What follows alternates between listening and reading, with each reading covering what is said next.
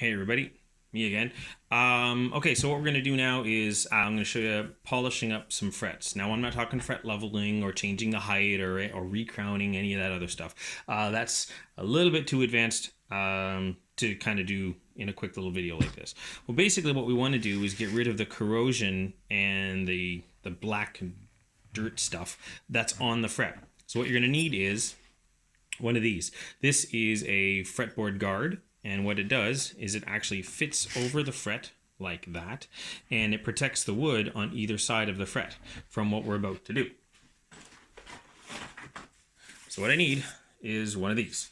Okay, now why do I need this? I need it because I'm working with some steel wool, but it's more specifically it needs to be 0000 steel wool, or 40. The more zeros, the finer that it is. Anything more than that is going to scratch the fret, or anything more coarse than that. So what you want to do is take a little bit of that, and I don't know if you can see here. Hold on, back up. There we go. And actually put my fingers down like this, take my steel wool, and go over the fret.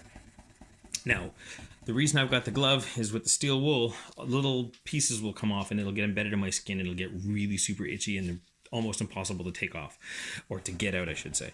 So once you've done that, you can see now that that fret is considerably more polished than any of the other ones around it. So now, the thing about the polishing is you want to make sure that you don't use anything heavier than that, like no sandpapers, no nothing. That can really change the height of the frets, and it's going to end up potentially causing way more problems. That steel wool, it won't do anything, but I still do one thing, is I make sure that however many strokes I do on one, I do the same amount on all of them. So if I do 20 on one, I'll do 20 on every fret all the way up. Even though I'm not taking off a lot of material, it's still one of those things that I keep in the back of my mind to make sure that if I'm taking off anything, every time you're polishing something, you are taking off a certain amount of material. So I like to make sure that it stays consistent the whole way through. And yeah, so these here, I do sell them. Unfortunately, I'm actually out of stock, but I do actually sell them. So if anybody did want any, so they wanted to try some of this, they're more than welcome, and they're usually about $5 or $6 for a set of two. There's a bigger one and there's a smaller one, so you can get up to the higher frets. But yeah, thanks so much, everybody.